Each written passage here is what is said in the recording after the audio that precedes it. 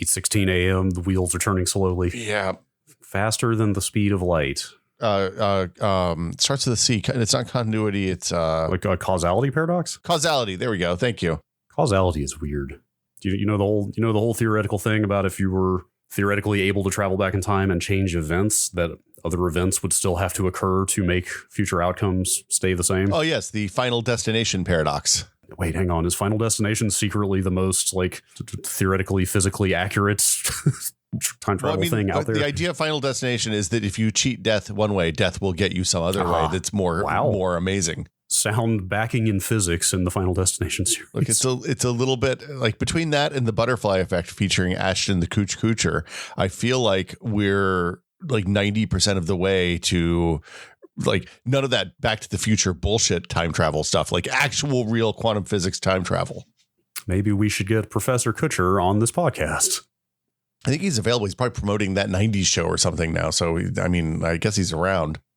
Is that a real thing? Somebody was talking about that the other day. I didn't even bother to look it up. I just assumed. Is that a thing? That is a thing?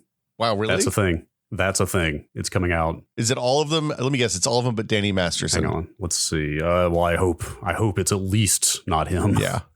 Kurtwood Smith. I don't know all the actors' names. Okay,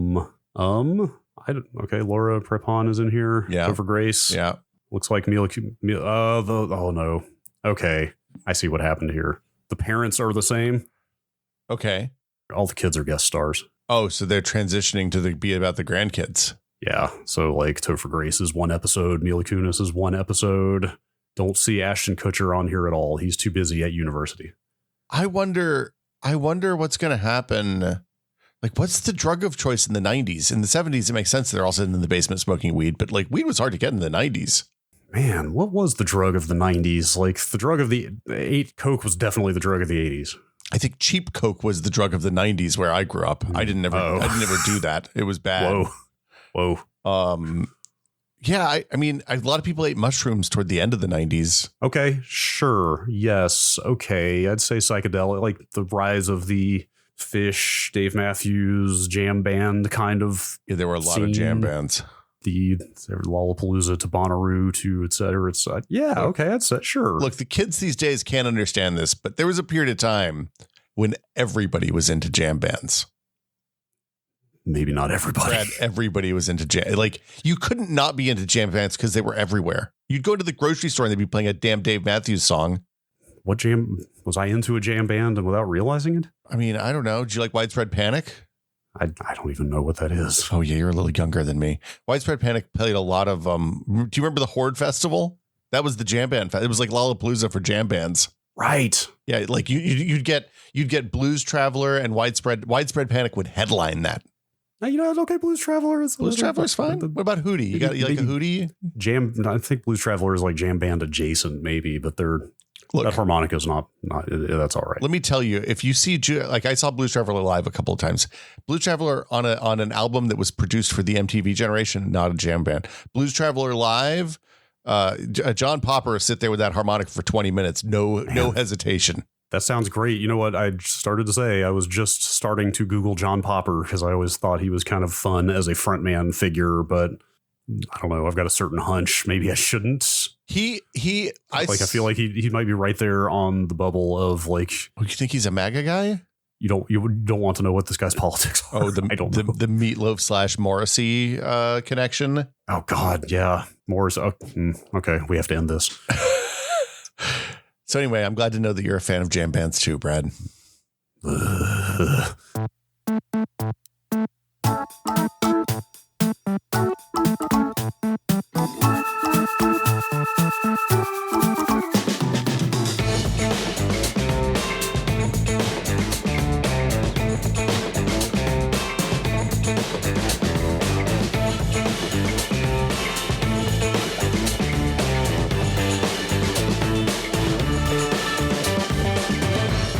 Welcome to Brad and Will Made a Tech Pod. I'm Will.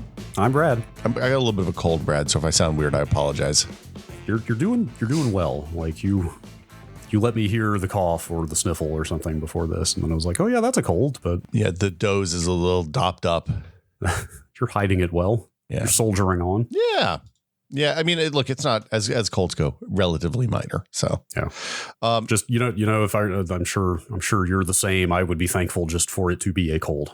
Yeah. At this point, like after the last 3 years, it's like if I'm gonna get a sick, just give me a cold. I'm fine with it. Like, hey, I'll deal with the cold all day long. Well, yeah, we had some kids over for sleepover last weekend, and then one of them had to cancel at last minute because she had the Rona, and then my daughter started getting a sniffle at the end of the weekend, and we're like, oh crap, and we tested her multiple times. So she's like, according to the antibody test, she's clean. But then somebody at school got sick, and they were like, well, they were negative on antibody test, but they were positive when we did a PCR. So now we're like, shit, do we have to go get a PCR? That's not what we want. But anyway, here we are. We're podcasting. I don't feel like I have like the last time I had the Rona, I knew something was wrong. Yes. Yeah. I feel probably okay. I feel pretty okay right now. I feel like I have the sniffles. So that's good.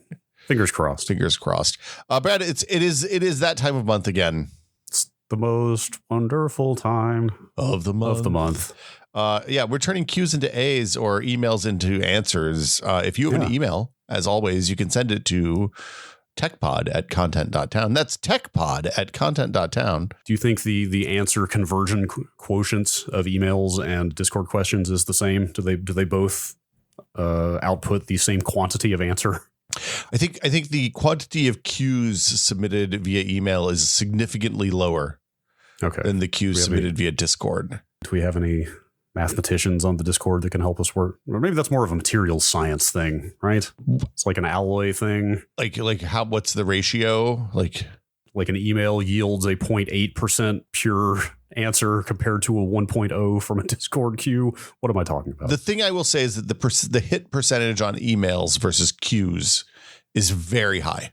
Sure. If you send an email, much better chance of getting it read, because typically we get a relatively small number of emails and a lot of queues. Yeah. Mostly from cake batter. They're mostly good. I think we could probably do an all cake batter one of these at some point if we wanted. But if somebody's going to go to the trouble of opening an email client or web browser, and typing an address in and everything, they probably have some intention to their question versus some of the drive-by shit posting, let's say, that takes place in the Discord channel. Well, I mean, yeah, like at this point, if I get an email from someone, I'm like, wow, this person really loves me. They like if when my family members or something sends an email, I'm like, wow, they really care. It's like it's almost as good as like opening a piece of paper and writing like with handwriting a letter at this point. So yeah, we got like a shocking like I mean, I got to say, we give cake batter some grief here. But through the trials of fire and flame, their question asking prowess has grown until like I think I immediately greenlit 3 cake batter questions this month probably. This question about the brown rat stopped me in my tracks. Yeah. There's a visual to it. I don't know if we'll be able to take it on here, but I learned some stuff. Yeah. I had to do some looking up. Anyway, we should start turning some Q's into A's. Yeah. You want to? Why don't you take the emails and then we'll get into the Discord queues? I evolved my methodology this month. I don't know if you noticed. No. We go through bold questions that we want to take. Yep. I started highlighting mine in yellow instead. Ooh, I thought about highlighting. Now I know which one is one that I flagged and which one is one that you flagged. I learned last night that Google Docs is bad at working with the keyboard on the iPad. That's the thing I learned, because like I couldn't select all the emails. Like in Discord, what we usually do is just like select all the emails and drag them down and then paste them into a big long Google Doc and format accordingly. And that was impossible to do on an iPad. So I had to go sit down on the real computer and then highlight stuff on the iPad. Anyway. Do you mean the physical bolt-on keyboard? Yeah, the bolt-on keyboard. Interesting. I figured that would just kind of replicate laptop functionality top to bottom. I think it requires some sort of support on the app basis in order for it to work with the touchpad. Anyway, sure. First email comes from Fernando. Oh, sorry, from Xander. Fernando sent a very nice email, and thank you for Fernando. It was just kind and actually, I'll do the Fernando one too. Like at this point, I've shouted out Fernando. I got to read the email. I just finished having a really great talk with another member of the Discord, and it was a point of realization that the TechPod Discord is the only server I'm in where every single member seems to be a genuinely nice person. All my interactions have been knowledgeable, generous, good people, and it makes me wonder if this is by design, and what are the steps you both take to attract this kind of person in your community. I'm generally grateful for putting together such a wonderful community. Like, this sounds like an ad for the TechPod Discord. Sure does. But it was, I thought it was a really nice email, and like, it doesn't happen by accident. Like, Brad and I are exceptional people. That's right. We're just wondering. No, who could achieve anything but excellence when they follow in our wake? No. It's. I think part of it is that we're old. Honestly, sure. Yes. So we don't have the 14-year-old contingent, like angry 14-year-olds have kind of weeded out of the community and mellowed. Yeah, I think like I assume we probably, there are younger people. There are people in their 20s on the Discord, but I think we have a couple of teenagers. I think even. Yeah, but like generally, I would say the average age is a little older, definitely old enough where most people are just over that bullshit. Yeah. And also the paywall helps. I mean, it is like, a low paywall. It's low, but like that's been my experience with forums and all sorts of stuff over the years. If there's a little bit of a barrier to entry, it's really going to filter out a lot of people who are looking to stir up shit. Yeah. The other thing is Brad and I, one of the reasons Brad and I are friends is that we're both of the anti-drama contingent of the internet. Like, we're early members of that club. And as a result, I think we've attracted people that want to come listen to our bullshit that are less into the drama and more into the content. So anyway, but I really wanted to put this in there as a shout out to the people in the Discord, because for me, this is a note from Fernando that is as much about how awesome the people in the Discord are as much more about that than about us. So good job, everybody. Yeah, you made Fernando happy. Anyway, Xander says, on a stream the other night, Will mentioned the imminent arrival of his Home Assistant Yellow. He also mentioned starting from scratch. 2 questions regarding how you envision rebooting your connected home. 1, are you planning on moving one device over at a time or just going buck wild and doing the whole thing at once? 2, what are you looking forward to doing differently now that you have years of experience managing your existing environment? So this is a good question. I thought, hey, I started this up when I started doing this. I didn't really know what I was doing. And I figured maybe I'll just start from scratch and do it the way I would want to do it. And then I sat down and looked at what I'd done and where I've gotten over the years with the integration. And I was like, man, it would be a lot of work to do this whole thing from scratch. So I deleted a couple of scenes that I don't use. I got rid of some old automations that I don't use. I cleared out a bunch of old integrations that no longer have any devices attached to them. And then I just backed it up and backed up the Zigbee radio on the old device and plugged the Zigbee radio into the new device and restored the backup and then migrated the radio over. And it is exactly like it was before. And it was an incredibly easy transition. Like, that's cool. Yeah. And it runs on power over Ethernet. So I just plugged it in. Oh, wow. Yeah. I plugged it into the PoE port, one of the PoE ports on the switch in my hall closet. And it's just working in there in the middle of the house where like the radio works really well and everything. So that's rad. Yeah. I'm super stoked about it. It's really fun. Yeah, we should talk more about that thing. I would love to hear more in depth, perhaps on a coming project episode. Yeah. Either like, I feel like doing a real actual episode about it was I initially thought we'd do a real episode about it, but I don't know that there's a whole lot to talk about other than it's really fast compared to the Pi 3 version because it uses a CM4 a compute module for a Pi 4. And it was like it is a really tidy little piece of hardware. So it's cool. Consider it endorsed, I guess. Cool. I live in fear of losing my Home Assistant configuration because it's just setting all that stuff up again. It doesn't help. It doesn't help that my girlfriend decided to name all the smart plugs in the house like joke names rather than anything remotely identifiable. So if I lose the association that's already in there of like, oh, this is the one that controls the fan, it's going to take some doing to figure out what is where. Wait, is the joke name themed based on what the thing that it's plugged into does? Like, is the fan have a nimbus? Not really. Okay, not really. No. The thing I will say is that I do the backups that get saved. I have the plugin from the community store that just saves backups directly to my Google Drive. Oh, wow. And so there's a folder in my Google Drive called Home Assistant Backups, and they all just automatically get uploaded there and then deleted from the Home Assistant. Huh. I need to look into that stuff. I'm still running Home Assistant Core, which lacks a bunch of features. Like for one thing, it lacks kind of settings export. Like I have to just copy the config directory out of the home directory of the user that's running it. Well, so to migrate. And I don't know.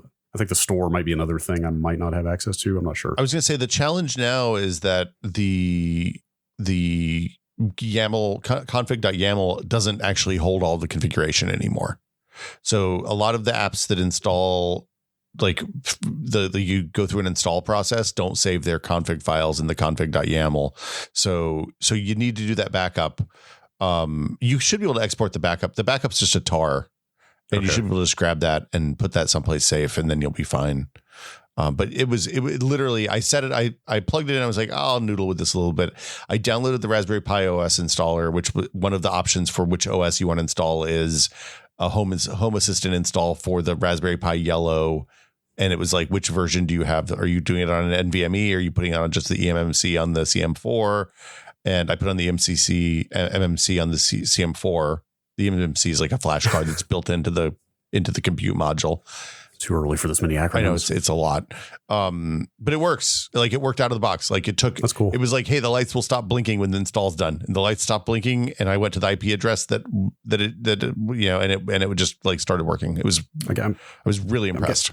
I'm guessing you can't just buy those things yet, right? I ordered mine whenever we had Paulus on the FOSS pod, which if you haven't heard, it's a real good episode. He talks about Matter and all sorts of stuff about Home Assistant Yellow and all that. So it was like 6 months ago, probably. I think they're shipping like they weren't in production when I ordered it, so they're now caught up with like pre-orders as of last June. Oh yeah, actually, yeah. This totally says limited items in stock. So there are. It's probably harder to get options. The CM. Like I had a hard time getting the CM4. Yeah, that's cool. I might have to think about that at some point. They really want you running that on its own device and not just alongside a bunch of other stuff.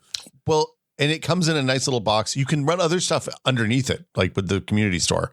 Like you can put you can just run Docker stuff on it if you want. Okay. So interesting. I'm gonna have to think about that in the future. Yeah. And like you can get a CM4 with 16 gigs of RAM or something ridiculous at this point, or 8 gigs of RAM. So like it runs really nicely on the 2 gig version that I literally just bought the first one I could find about 4 months ago. And it's a 16 gig storage with 2 gigs of RAM and no Wi-Fi. So it works pretty well. And the PoE is worth the price of admission.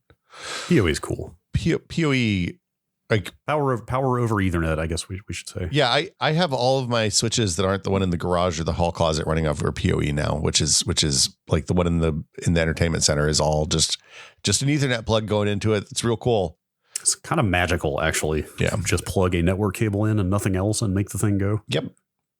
Ralph asks, is it finally time to upgrade to Windows 11? If I recall correctly, Brad, always the cautionary, was still on Windows 10. I too am of the mindset, don't fix what ain't broke, but surely sooner or later it will be time to upgrade.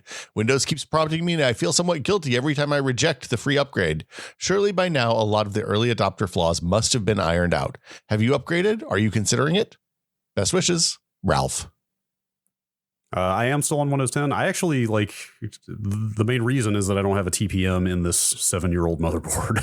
So you'd switch now if you had the new hardware. Most likely, yeah. Okay. Like I can't. Like it flat out says on the upgrade in the Windows settings, it just says this PC is not eligible for Windows 11. So I just have not. This thing is too old. I'm not going to go out and get a TPM because I'm very close to. Wheels are in motion. Ooh. Let's say wheels are turning on a new PC. I'm hoping in the next 6 to 8 weeks it will be done. Is the new be done? You're going to do Windows 11 on the new PC though, right? Probably. The only thing is, man, this is a bit of a rabbit hole. I've a kind user on the Discord hooked me up with it is Windows 10 for workstations, I believe is the name of it. Okay. Are you familiar with this? Yeah, no. Windows 10 Pro for workstations. It's like a second tier of Pro that has a bunch of like advanced networking. It has ReFS in it, which is their Microsoft's like advanced next gen file system. But it's got a bunch of advanced networking stuff in it, including RDMA Direct, I believe it's called. Or no, I'm sorry, SMB Direct. Oh, that's cool. Which is like a super fast, low CPU usage version of SMB. That seems like the kind of thing you'd put on all of your clients, but what do I know? Yeah. So like you need that tier of Windows. I want to see if that key will maybe translate to the Windows 11 version of that before I commit. But like, whatever, I'm rambling here. That would be a faster way to like network file shares with my NAS and stuff. But generally, all things being equal, like I think it's probably time to go to Windows 11. When I build that new machine, I most likely will find a way to go to 11 rather than installing that version of 10. I have been running 11 now for a long time. When I built the new machine last year, I did 11, and it's been like pretty flawless. I haven't the only real complaint I have is the new redesigned task manager feels heavier than it should be. The task manager feels like the one part, like, okay, I know I and a lot of other people have complained a lot about the weird kind of anachronistic quality of modern Windows, because there are dialogues in there going back to probably 98 still. Yeah. Like the old control panel is still there, et cetera, et cetera. Like it's a huge pain in the ass, but I feel like task manager is the one exception to that rule where it should never change. Like it should always just be old reliable task manager. So if they have made it less reliable or slower or whatever, they have messed up. Well, so the new one has some stuff in there that's nice, and you can actually see like GPU usage now, which was kind of opaque before. So like it tells you whether you're using the video encode or decode sections of the GPU, whether you're using like the GPU, the 3D portion of the GPU, all that stuff. And it shows you the throughput in and out of the GPU, which is one of the things that's like the most common bottlenecks. But yeah, it doesn't feel as slow on this machine as it did on the 9900K. So it could have just been that I was under spec'd for what Windows 11 wants with a 9900K. For 9900K, it's not enough for Windows 11. There might be a problem. Yeah. I probably have to be on Windows 11 because I'm most likely, well, I can't say for sure, but there's a decent chance I'm going to end up with a CPU that almost certainly will need Windows 11 to work properly. I mean, that's the thing. It seems like if you're doing 11th gen Intel or 5000 series or newer. So it's 12th and 13th gen. It's Alder Lake and Raptor Lake on the Intel side are the first with the mixed cores that Windows 10 doesn't quite know what to do with. The bigs and littles. The regular 7000 Ryzens I think are fine because they're all the same core, but then these 3D. Did you keep up with the X3D stuff out of CES? That stuff's weird. I am looking forward to speaking with some people who are knowledgeable about such things in the near future about those things. It's weird because the 3D parts are the ones that have the 3D vertically stacked cache, L3 cache, that they did the 5800X version of. So they've rolled those out for the 7000 series, but that stacked cache is not across all the core complexes, all the CCDs. Oh, so it's only for certain cores. So they've been big and little on AMD now. So it's weird. The cores themselves are the same, but the amount of cache they have is different. So it's going to be this weird situation of like some games run better on the cores that have more cache. Some games run better on the other ones because the ones with less cache are probably going to be clocked at a higher frequency. So it's going to be this weird situation of like, I don't know. I saw a friend of the show, Gordon, on Twitter seemed maybe a little skeptical about the ability of either the CPU or Windows or both to intelligently know like which cores should this game run on, which cores should this other one run on. Well, I mean that seems like it seems like they've added another axis for scheduling that's going to be challenging. Yeah, that's exactly it. And so I don't know. I'm torn. I'm not sure what I'm going to get, but there's a lot of options now, so I'm going to get something soon. Well, that's it for questions. Right. techpod@content.town is the email address. You can send them there. We love to get them. So thanks everybody for sending in this week. Yeah. All right. How about we move on to the Discord questions? I love a Discord question. Ray in reverse. Is console versus PC fair in multiplayer gaming now that games like Call of Duty have them playing on the same server? Man, I don't know. I get owned by people on Xbox and Switch all the time playing Fortnite. Really? I mean, not all the time, but like it's not like it's an immediate win like it used to be. Fascinating. That's especially fascinating because I mean, Xbox obviously is controller, but I bet a large portion of the Fortnite, I mean, the Switch players are probably using gyro aiming, wouldn't you say? So Switch and PS4 probably are both using gyro. Oh, sure, yeah, gyro or PS5. You can do gyro on both, right? But that's yet another factor that's another variable in the mix, right? There's probably like 3 fairly popular control schemes going on now. Yeah, the gyro aim, like that when we launched Santa Crucis, that was the first big request we got was, hey, you got to put gyro aim in. I didn't even occur to me that was a thing. Yeah, it's been like a slow realization for me, just seeing people talk about it and realizing that like, oh, there are people who are like very hardcore about the specific control scheme and seem very good with it. Like, especially if you play like Splatoon 3 or whatever. It seems specifically gyro and flick stick. Yeah. is the thing people like. So and like I kind of I get it. Like in some ways the gyro aiming I think probably mirrors the capabilities of a mouse more than a stick does. Well, yeah, it's a finer control based on versus the number of inputs that most analog sticks have. I mean, I think you could probably make an analog stick that has the number of has the precision of a mouse, but I don't know that anybody actually puts those in mass market controllers. Yeah, the other difference there for me though is that sticks have a neutral position and mice and gyro don't, and sticks also have resistance. So when you let off of them, they return to neutral. So you're fighting a tension there that you're not with those others. Yeah, I tried to learn gyro controls a couple of years ago, and I find it like I'm better with a gamepad. I'm best with a mouse and keyboard, but like. I mean, I played Call of Duty with friends who play gamepad on a mouse on a PC even, and they're like I feel like the big vendors have gotten good at doing the assist stuff that they need to do to get the controllers to be comparable to mouse and keyboard players. Yeah. I felt like I was getting pretty good with the gyro stuff when I played Splatoon for a few weeks. Yeah, it's something you can adapt to it for sure. Splatoon. I have a hard time because I usually play Splatoon not on the TV. I play it on the handheld, and it's weird. I've also using the Steam Deck. I've done a lot of gyro stuff because the Steam Deck, like if you're playing a first person shooter on the Steam Deck, the gyro is the way to control that thing if it supports it. So. Does Fortnite throw mobile players in the same hopper? I don't think so by default. I think you can. I think if you're a mobile player, you can play with a friend in one of the main hoppers.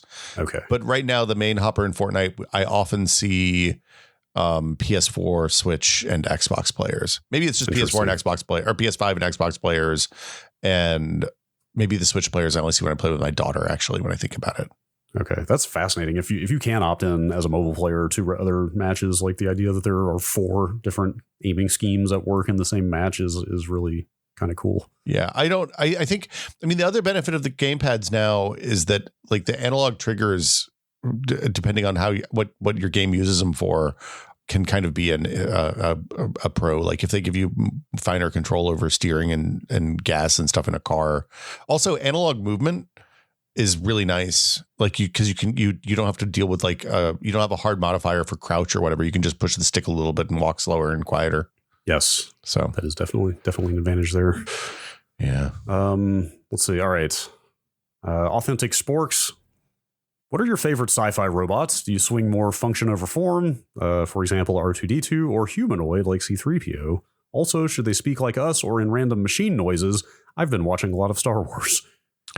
Man, I like that. I like the robots from the black hole. The Slim Pickens robot is real good. Is that voiced by Slim Pickens or modeled after Slim Pickens? It's voiced by Slim Pickens, I believe, and it's like a trash can robot like R2D2. Oh, wow, that is a serious trash can. Have you seen it? It's painted on. Looking at it, the eyeballs on this thing. Oh boy.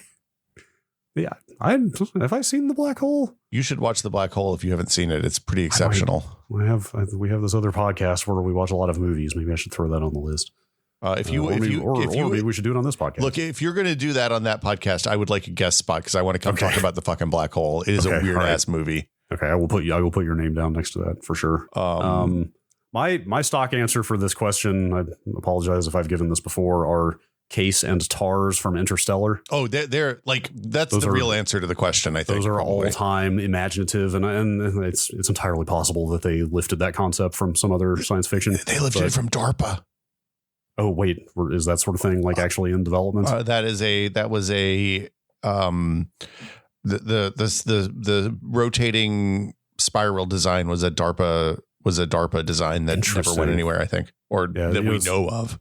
It's funny because in the movie they are surplus Marine Corps robots, so they even in the fiction they straight up came out of the American military. But if you haven't seen those robots, they are just rectangles. They are just slabs of like a rectangular slab of metal. Yeah, with a ton of points of articulation in there, so they can kind of like dynamically transform themselves into whatever shape they need to be. And I think that the way they get around really fast is to turn themselves into kind of a wheel and just roll. Yeah, so they can kind of shuffle like just by moving 2 prongs like legs, but then they can turn into it like an asterisk and basically roll. And it's a pretty neat design. It's also just an amazing like sort of science fiction plot device because you can kind of have them turn into any shape that you can think of that serves the needs of the characters at the moment. Also, like just the BB-8 design and the way that they did that robot in the Star Wars postquels was accepted. Like it's a cool friggin' robot. The toys of that thing were a real eye-opening moment for me because like you see it in the movie and you're like, oh, that's a special effect like that. Wow, of course that looks good because it's in a very big budget movie. But then I saw toys that basically are the exact same thing in real life, and I was like, holy shit! Like toy technology or just like locomotion technology, whatever you want to call it, like automatic navigation, like all the things that thing does. Like that stuff has gotten amazingly good very quickly. The Sphero one that they made that was like the hamster ball, because we had some of those hamster ball robots around the whiskey basement back in the day. Okay. Chloe famously liked to chase one of them. But they just put the head on top and painted it BB-8 colors, and it is a cool toy. They made practical ones of the BB-8 too for the movies as well. Like they were rolling around set. That was people would visit the set and be like, I can't. How are you doing? How does this work? This is what? Yeah. Anyway, robots are cool, man. Yeah, they're cool. Okay. Question from. Is it Y-Cross? Have we decided? Have you ever weighed Y-Cross is how Y-Cross is a regular in my stream, so I've been Y-Cross for a long time. Is that the way? I have not been corrected. Yes, I also have never been corrected, so I'm going to assume that's fine. Is .chd pronounced CHD or chud? I've always said CHD, but now I'm going to say chud. Oh no! I don't need a chud file in my life. Hang on, were you acquainted with .chd before like the last year or two? Because I only became aware of it in the context of the Mister and people. It's an image file, right? I don't know if it's a generalized compression format or if it's specifically for image files. I assume the latter. I think it has to be, but it's basically a compressed way to store like a BenQ or an ISO type disk image. Yeah, people use it for their libraries. Okay, yeah, it's only for archiving PlayStation discs. It seems like, or optical discs for game preservation. Yeah, because I see people using it for like Sega CD and PC Engine CD libraries and stuff as well. But yeah, it's basically just a way to compress your disk images for stuff like that. I feel like I was exposed to them at some point in the past when like ripping PlayStation 1 and Sega CD and Saturn discs was a thing. But yeah, I've never. As I was reading this question last night, I looked it up and I was like, man, I have enormous gaps in like Sega CD and PlayStation because I didn't have a PlayStation came out when I was in college and didn't have any money, and I bought an N64, which like I wanted to play the Nintendo games. I don't regret that choice, as one does. Yeah. But it also means that by the time I was like working in the industry and was working Maximum PC. Like I bought a PS2 and I played a bunch of I went through the late in the generation. I went through the PS2 bangers, right? But I never went back to play the PS1 games.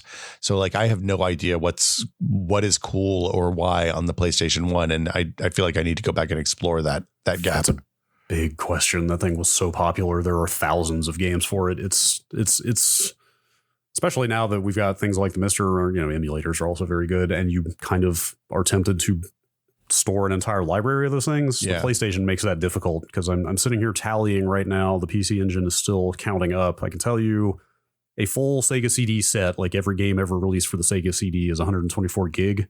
Yeah, that's what the PlayStation one's probably 3 terabytes, right? Yeah, that's what mine is showing. The TurboGrafx CD or PC Engine CD is 214 gigabytes. So those are like reasonable if you've got a decent sized storage volume. Like I'm like, okay, sure, I'll have every game released for those CD systems, but the PlayStation is terabytes. Yeah.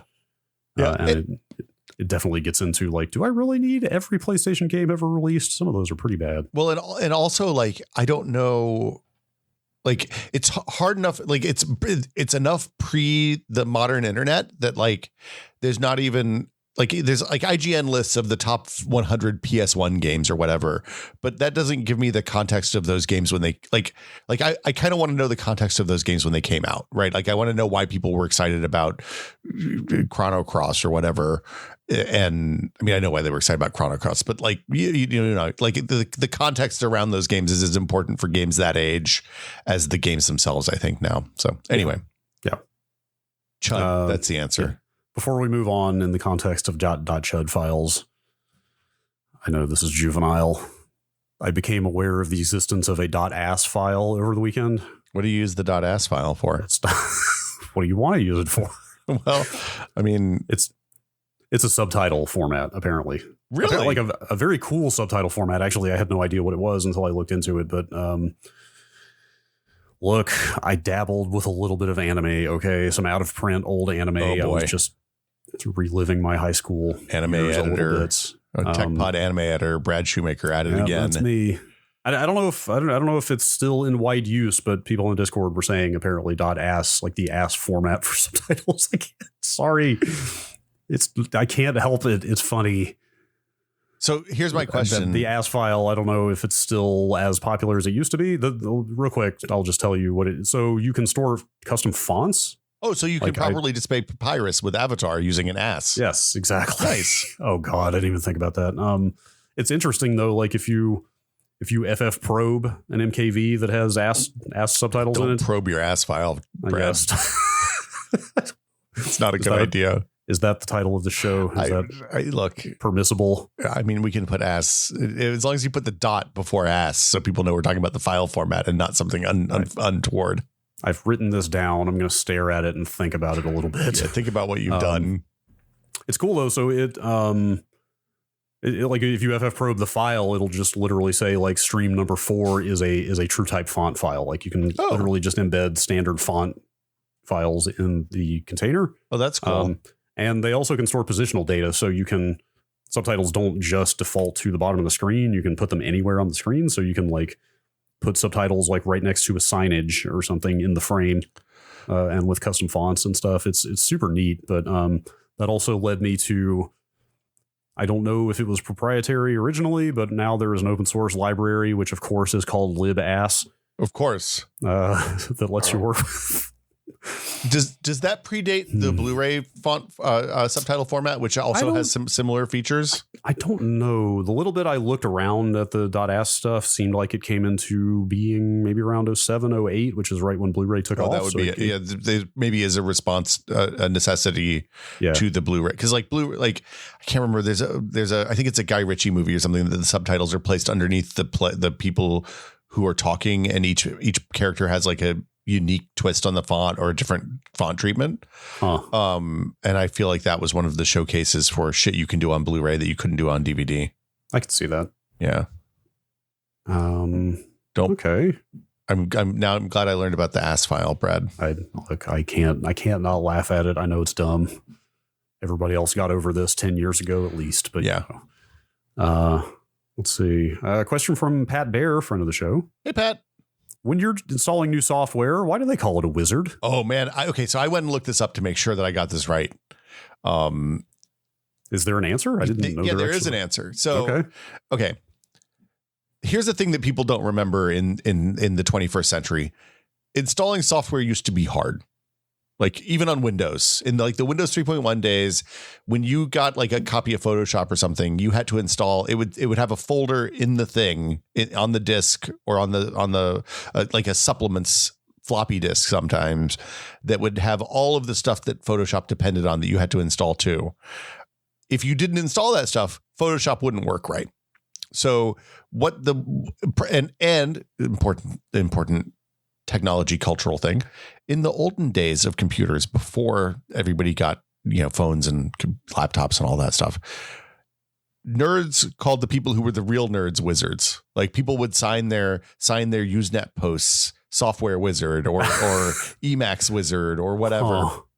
Okay. So when the first company built an installer package that would install all of you could give it a list of all the stuff that needed to be installed, package it on the disk with it, and it would install all of the Visual C++ libraries and all of that stuff in the appropriate places.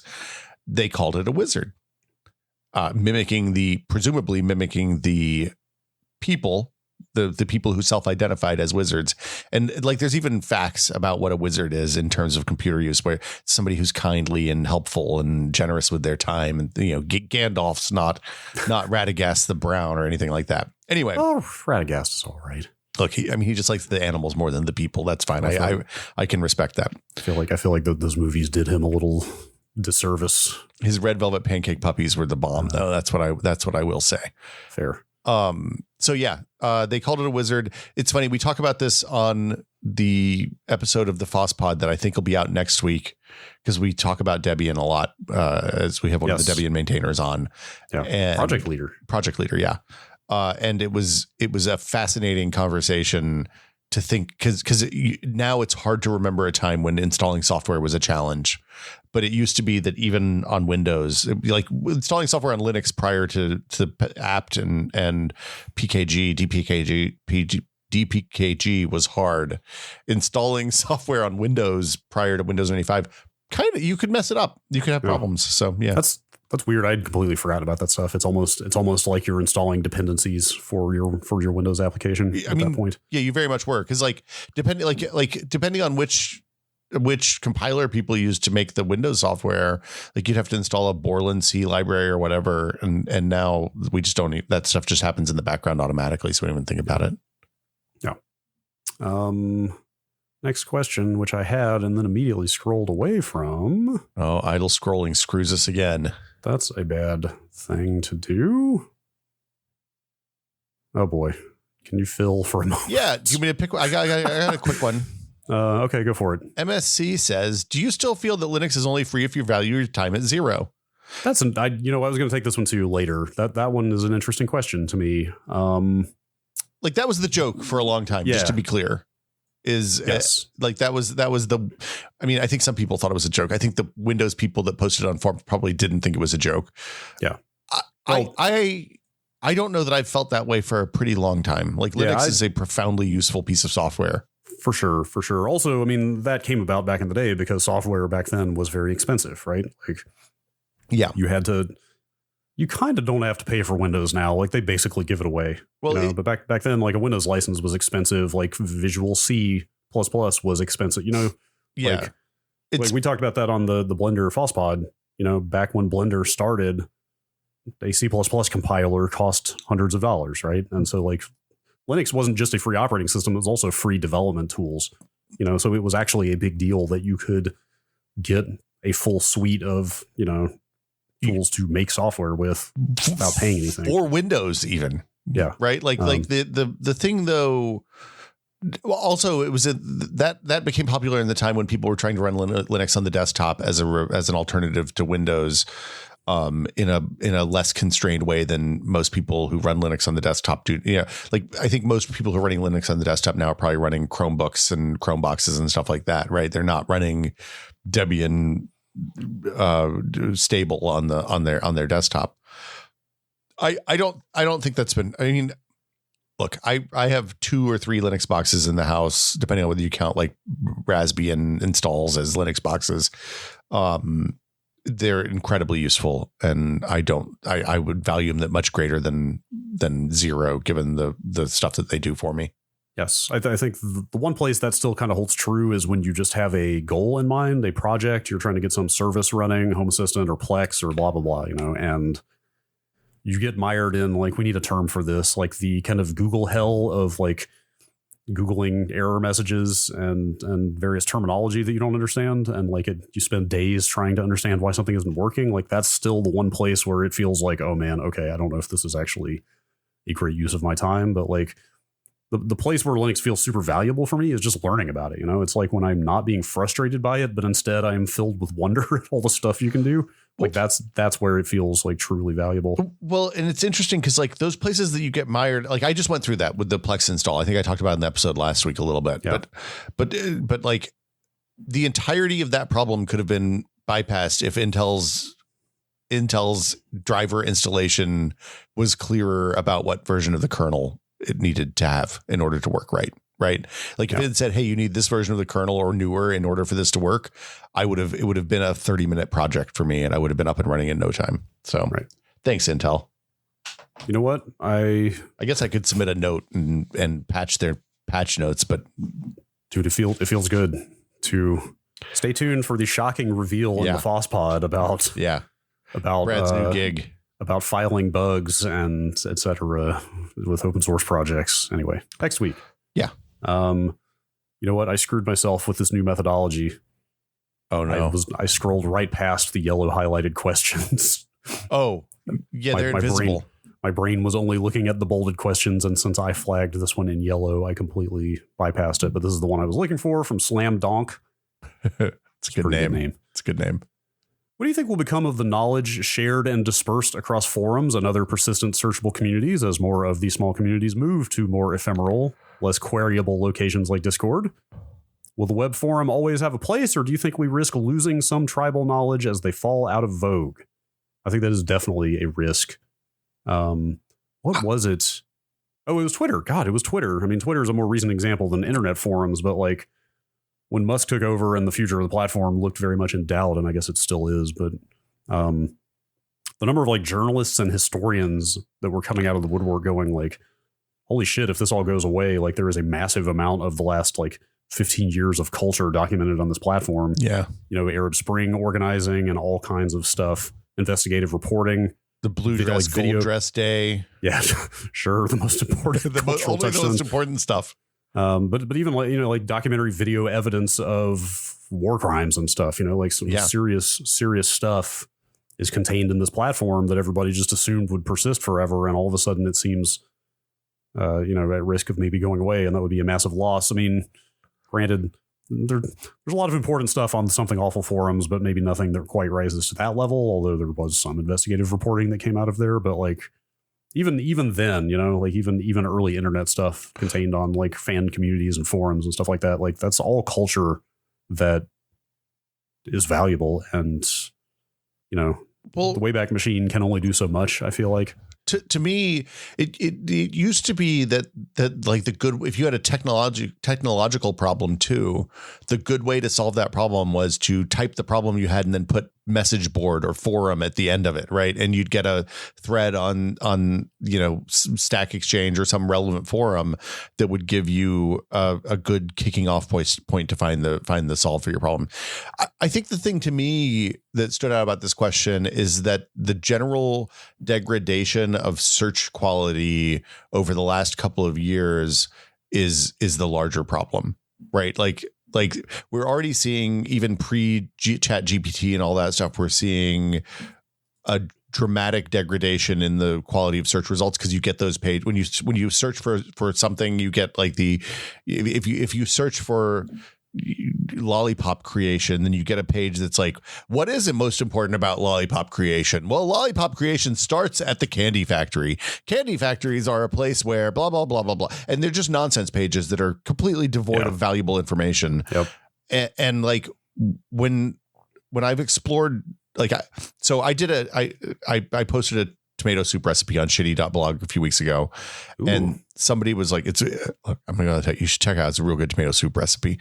But somebody was like, hey, I only read recipes if there's like a really long, heartfelt story about the origin of the recipe and like how you were ostracized as a child for liking that particular food and how you turned around people's lives by changing that. So I was like, okay.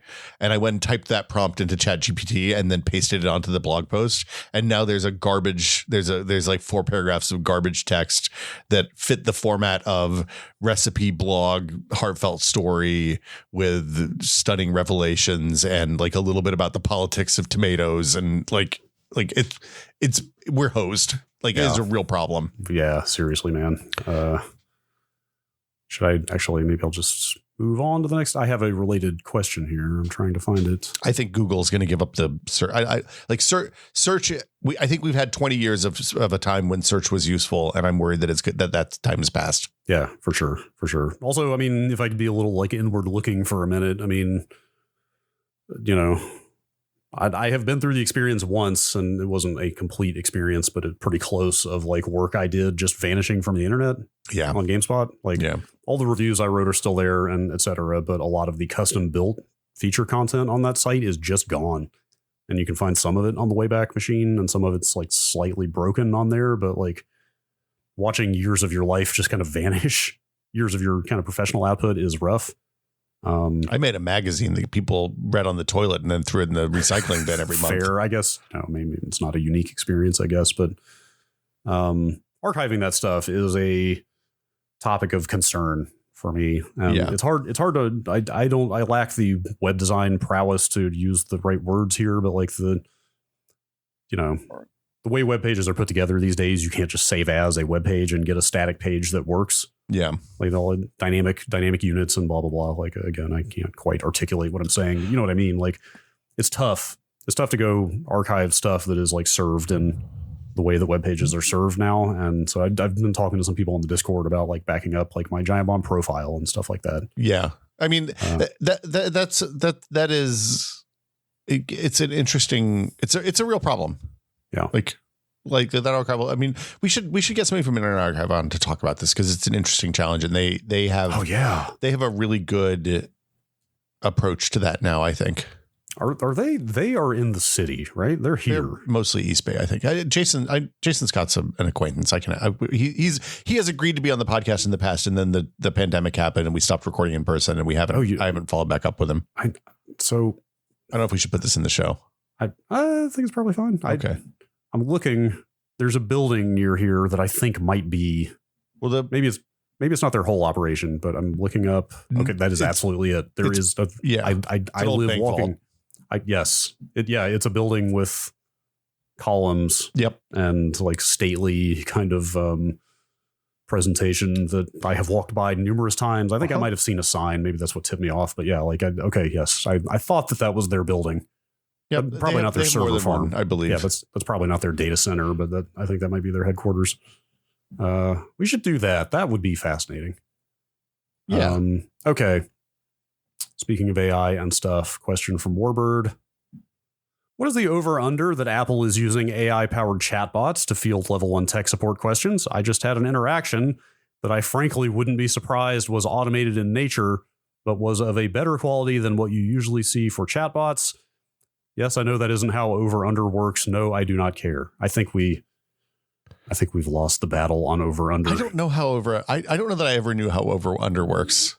So it's a gambling thing. It's a gambling framework. Yeah. The house picks I don't know what the term is. The house like picks a base number. So you say number. Like if it's a football game, you say like 70 points combined. Something like like they'll pick a specific outcome, and then you bet on the over or the under. You bet that it's going to be higher than that or lower than that. What if it's exactly that? You lose? I don't know. That's a good question. Yeah, I don't know. I don't like gambling. I blame Ryan because he's the first person I ever heard using that term. I'm pretty sure he knew how it worked, but yeah, he would have known how it worked. It caught it. Yeah, but yes, I went to horse races with him. I'm pretty sure he knew how it worked, but it seems to have just become a stand-in for what are the odds, which I know that I am. Half the people listening to this podcast are rolling their eyes right now because who cares, right? I think it's pretty likely that everybody, if they aren't using it already, look, okay, so it's a math problem, right? The answer to this question is a math problem. Is it cheaper to pay somebody in an inexpensive developing country to sit on a keyboard typing stuff into the keyboard to answer questions, or is it cheaper to use the energy required to generate high quality chat interactions using an AI chat algorithm? Probably it's cheaper to use the computer, would be my guess. Yeah. I think I think there's a really dark time coming if we're not careful, where we kill off a lot of the low skill jobs, and then increasingly high skill jobs without having a way for people to support themselves. That's going to end up in a real like grim Ready Player One kind of like, I think, like, look, here's the bummer. This is the bummer theme of the episode. What if the thing that Ready Player One got right isn't the stupid metaverse, which they kind of, with all the everybody's favorite pop culture references from the 80s, but the stacks of mobile homes piled up on top of each other, which is where people actually live in the real world, because that's all anybody can afford. Man. Yeah, I would, not to be a downer, I think I would remove the qualifier you just gave of if we're not careful, we're going to end up in a dark time. I think it's just a flat, we're going to end up in a dark time. Well, look, I'm a little more of an optimist than you, Brad. Well, the bellwether for me is, this feels like it just came out of nowhere, basically since New Year's. degree to which you are seeing the investor and management classes now talking excitedly about replacing jobs with AI is very alarming to me, because like when the people with all the money get really excited about it is when it starts getting dangerous. Well, that's true. That it's going to become actualized and not just theoretical. What if now here's a thought.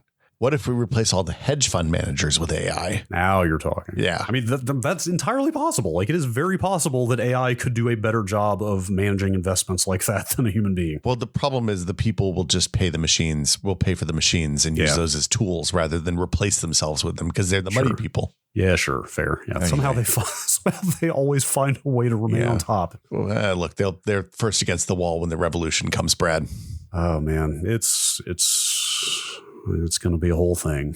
All right. Another question. Another Warbird question. Oh, no. Congratulations to Warbird on the twofer. Neither of them are about college football. Oh, no.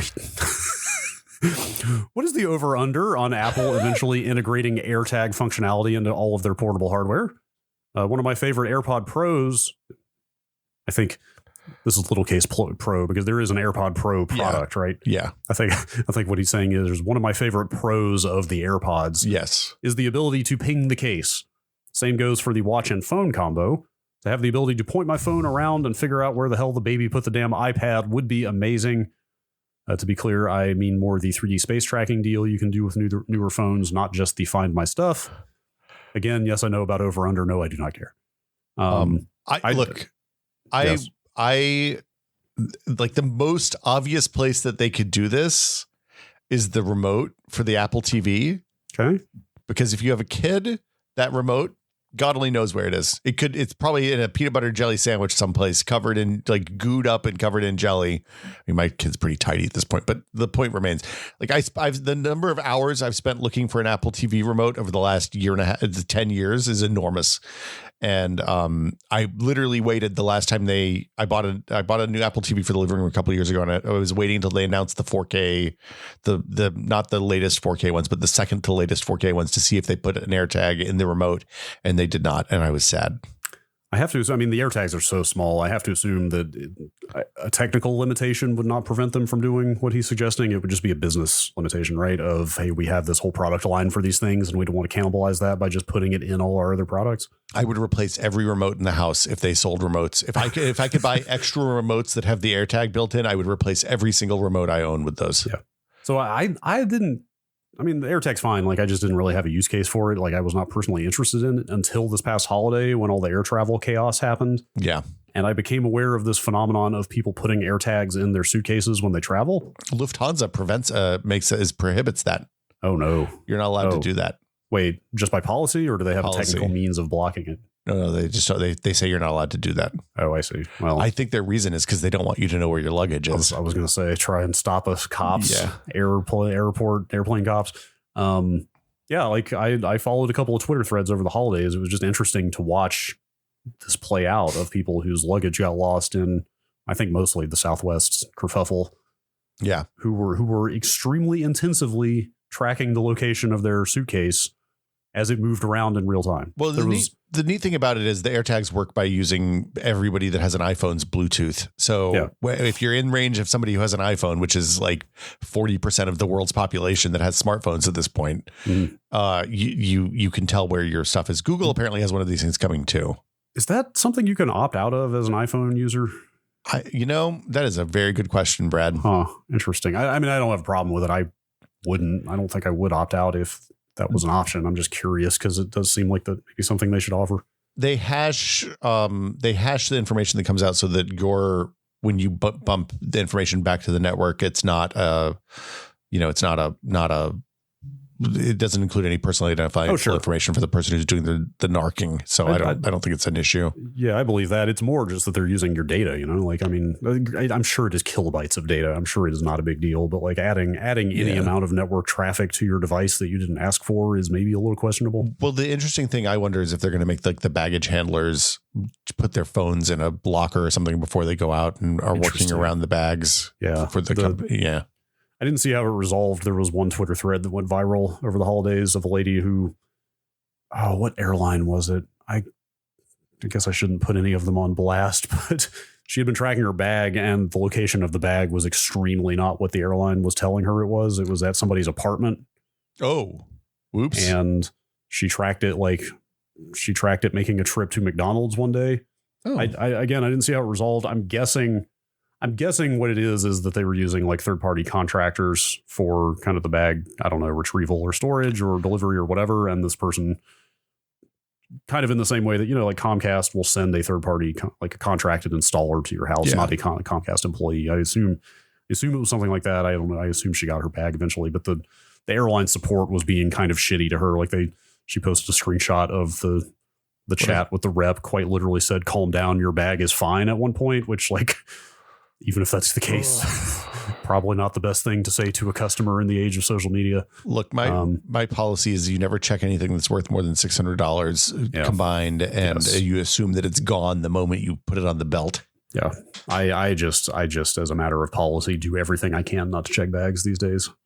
Like I just try to travel as light as possible so I don't have to worry about stuff like this. But anyway, it was just an interesting thing to see play out in the context of like what modern consumer tech is empowering people to do that they couldn't do before, such as see exactly where their lost luggage is. It was kind of cool. Yeah, that's cool. How about I'm just trying to decide when to move into the big cake batter finish here. Oh, I'm going to do like two more regular. We had such a bounty. We might have to do a patron Q&A episode this month because they're real good. Yeah, we have been getting a ton. I know we keep saying this, but like we seriously get. This could almost be an all question show. I think at this point we get so many good ones. Yeah. Do you want to do this one for Matt Bot about? Here, I'll just read it. You can answer if you want. Yeah, I highlighted this one because I had an answer for this. If you had 100% of all medical expenses covered for a year, what kind of testing or treatments would you get done? I hit my deductible early this year, and I'm looking for ideas. So I literally had that happen last year. Oh, because my gallbladder stuff happened in the spring in January. And I'm going to go and tell you, I fucked up and didn't get anything done. Oh, no. Yeah. Oh, no. Yeah. That's like free. Well, not free. You probably still would have had to pay something, but that's a heavily discounted medical care. I got distracted and I didn't get anything booked. And by the time I realized I'd messed up, it was too late. So, man, I know we complain about health insurance a lot. I guess I apologize, although it is extremely lamentable. It sucks. Deplorable is a better word, but like I'm sure people in other countries are just like having their heads spin when they hear conversations like this, that yes, if you hit your deductible early in the year, you want to try to cram more medical stuff in while it's cheap, because at the beginning of the next year, that whole thing resets and then you have to pay thousands of dollars out of pocket again. That happened to me. With the vocal cord issue stuff. I had some speech therapy that was not covered by my insurance until I paid a lot of money for it. And the therapist had scheduled all of my appointments through the end of the year so that roughly half of them were going to be covered. Oh. Again, I had to pay the whole cost out of pocket, which was hundreds of dollars per appointment, until insurance, I think, kicked in 80% after that. Yeah.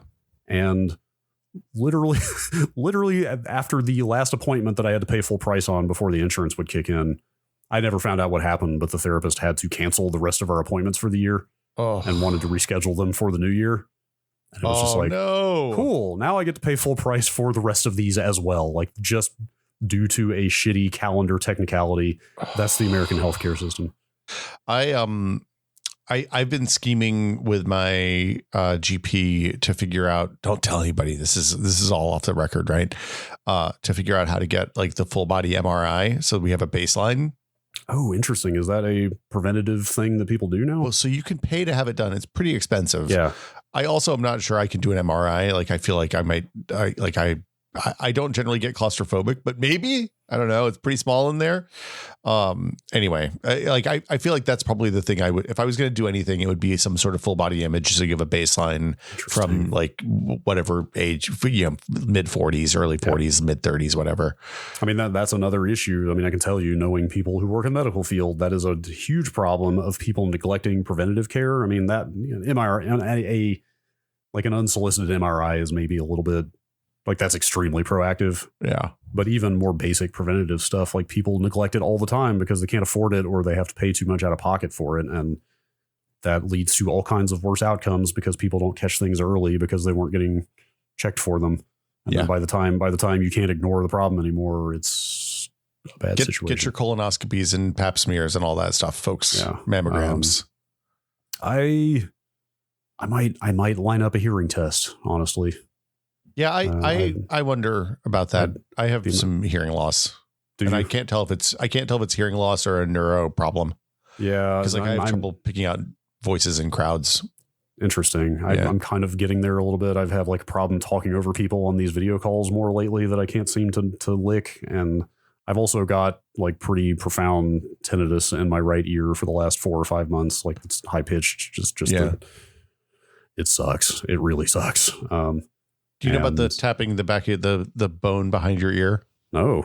That kind of resets the nerves when you have tinnitus. Yeah. Interesting. Yeah. Yeah, I think I might wear earbuds too much. Oh, that would. I really wonder. For myself and like as a society, the amount of earbud use seems like it might be precarious. I feel like there's going to be. I'm just waiting for hey, it turns out what we thought were the safe hearing limits were really way dramatically too high for a long time. So I don't know. Yeah. To be fair, this kind of ringing in the ear can be all kinds of stuff. It can be genetics and age and like all sorts of other factors as well. My ENT kind of just said, get over it, which sounds like a very common experience because there is no real treatment for it. Like the official recommendation is like, you're going to have to find a way to live with it. Yeah. Yeah. Sometimes when you get that response from a doctor, the right answer is to find a better doctor. Yeah, I guess so. Depends on how you feel about how they are. I guess you're right. Okay, quick question from Aaron MT here. I have a personal interest here. How's latency in wireless computer peripherals these days? Are wireless mice and keyboards good for gaming good enough that it's non-issue? I'm always looking to reduce cords, but I am wary of the time when wireless tech in the early days sucked. How is it now? I use a Logitech Lightspeed mouse, one of the G3 Pro Super Lights.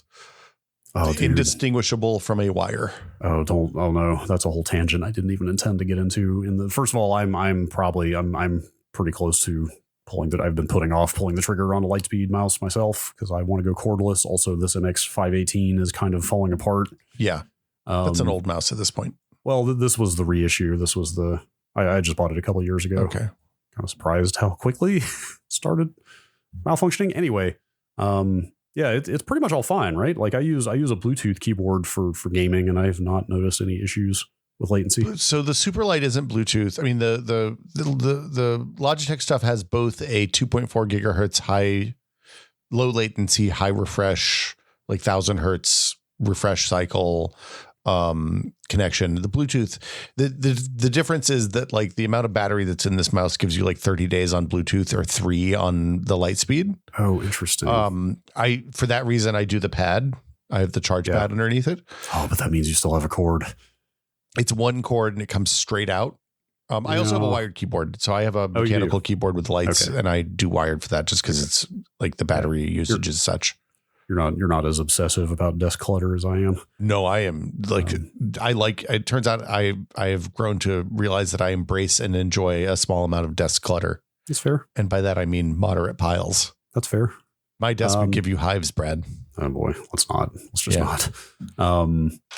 The tangent I almost got off on here was looking at reviews for different mice. I became aware of the phenomenon of the light mouse. Oh, the light mouse is real good. Like there's a whole cult. Yes, it seems a little cultish. Look, the Final Mouse people, they're a little crazy. Is that where it came from? Like there are people out there modding their mice to make them lighter at this point. Like I've done that. I pulled bits out of my old mouse to make it lighter.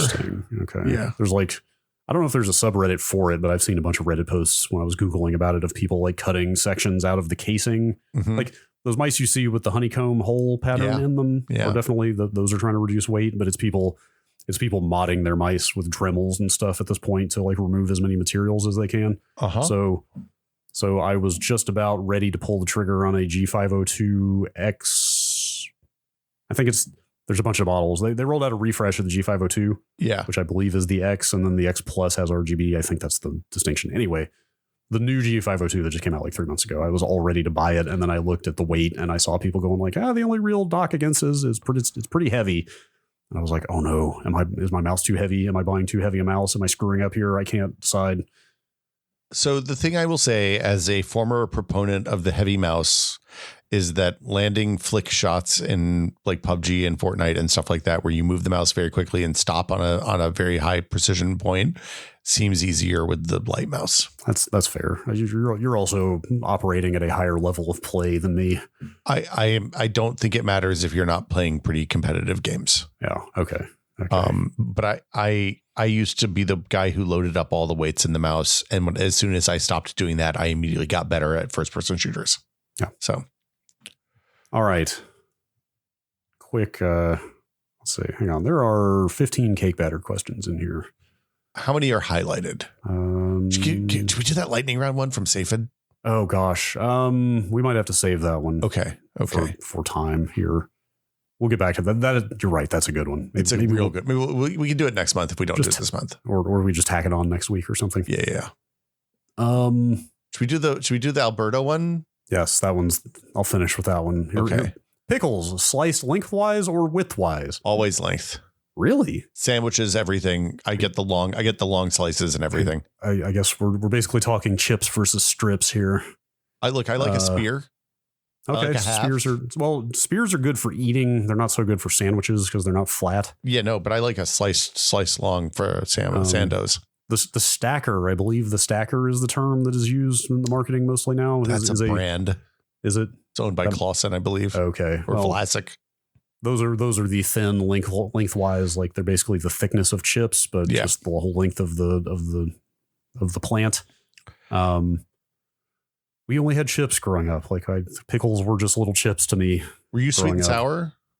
We mostly had dill around the house. See, we were all sweet and sour for slices. We were all sweet and sour. For eating, we were all dill. Yes, the dill absolutely was the thing you would just grab out of the fridge and eat. Yeah, I'm gonna tell you, like for eating, I'm a whole pickle guy. Give me the whole, the thick boy. Yeah, I'm just gonna chomp that thing, crack the skin. I did a fair amount of eating whole pickles myself. You know what else was good? What? And perhaps still is a big old jar of whole pepperoncinis. Oh yeah, I'll look. Just grab a couple of those. You got to be careful though because they hold the liquid, they hold the brine. Well, if you bite down on those things wrong, you get a stream of brine shooting everywhere. A chopped up pepperoncini on top of a sando, though. Oh yeah, nice add. Oh yeah. Oh, just make a little relish there. It's top tier. Yeah. We keep both around. Actually, we keep whole pepperoncinis and also like a kind of a diced jar. I think my first introduction to the pepperoncini as a condiment was when Papa John's came to my hometown. I think you're right. And pizza. They chucked a couple of those in with the pizza, and you're like, "What are these weird pepper? Oh man, these are good." Sure. Yeah. Okay. Let's do like one or two more quick ones. Some of these are toe shoes. Why are they controversial? People are weird about feet, man. I guess that's true. I don't know. There is a certain look. Yeah, that I started to say there's a certain fashion issue there, but you know what? Those are kind of ridiculous enough to be cool. They're no different than wearing sandals for all intents and purposes, except for some people get really skeezed out by them. Yeah. I enjoyed when we worked in the basement office and I was riding BART to work every day, and I did the video for those and wore them on BART every day. I got a lot of questions about, like, more than anything else. Like, I got more questions about that than like Google Glass or having an early smartphone or anything like that. People would come up and be like, "Hey, what the hell's the deal with your shoes?" And then you talk about them and they'd be like, "Oh, that's interesting." And like, it's like walking barefoot. It's like, yeah, it's like walking barefoot. Now walking barefoot does not seem like a desire. Like, that seems like a young man's game. Mm-hmm. Now I want like some heavy arch support. I want a big foamy sole. I want to not feel the ground under my feet. Yes. I increasingly am with you. Okay. Is it sacrilegious to put a scoop of ice cream in a glass of stout instead of root beer and have an ice cream beer float? Have you ever? I've always seen that. I've never tried it. Is that a thing? Is that something people do? That's a thing. You can get that at bars. I don't know if I'm trying to think what stout you would use. Guinness is maybe a little too. It would be like I don't know if Magnolia used to do that with with fancy Byright ice. You get a fancy scoop of Byright vanilla ice cream, put it in one of their porters or stouts. Okay. Yeah, like something that's a little more of a sweeter, like a chocolate stout kind of thing. I could see that working pretty well. Yeah, you want something that's not like I don't know. It's just I don't know about that one. Yeah, I'd try it. It's probably not something I would seek out. See, I say that I would try it, but I've been presented with lots of opportunities in the past to try it, and I've always been like, I'm probably good with just a beer or just ice cream. I mean, look, I like ice cream too. Sure. Who can say? All right, last question. How do you feel about the perfect Alberta-shaped hole in the brown rat's natural habitat? And there's a map. Literally, this map he provided. The entire world is the brown rat's natural habitat, except for like the extreme Arctic.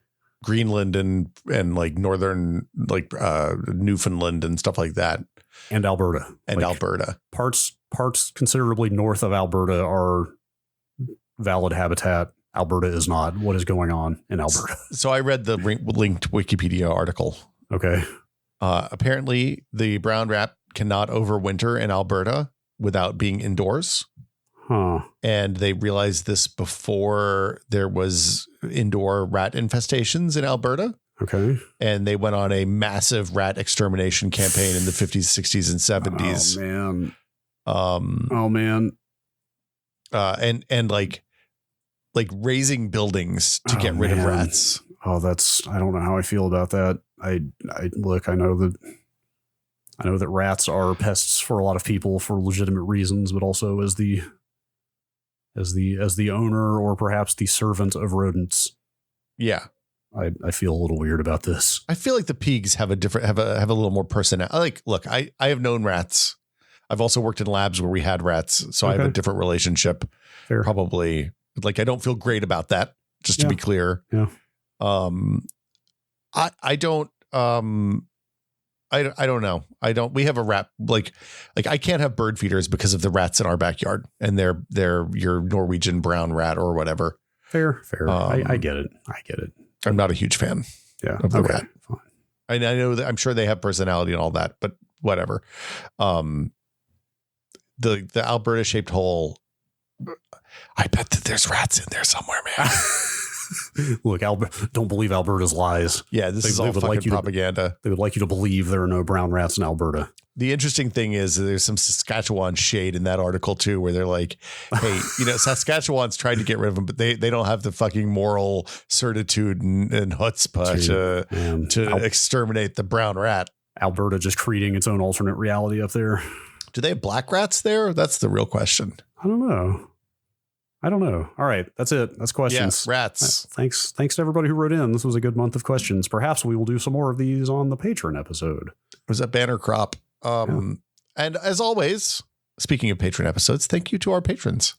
Yeah, thank you, patrons. Thank you, patrons. We appreciate all of you. But since it's the end of the month, we appreciate some of you more than we do other weeks of the month. So thank you first to all of our executive producer tier patrons, including Octothorpe Bunny. Where do I put income from crimes on my 1099? It's tax season, I guess. Andrew Slosky, Paddle Creek Games, makers of Fractured Veil. David Allen, James Kamek, Joel Krauska, Just Wedge, Nick Johnston, and Twinkle Twinkie. Thank you also so much.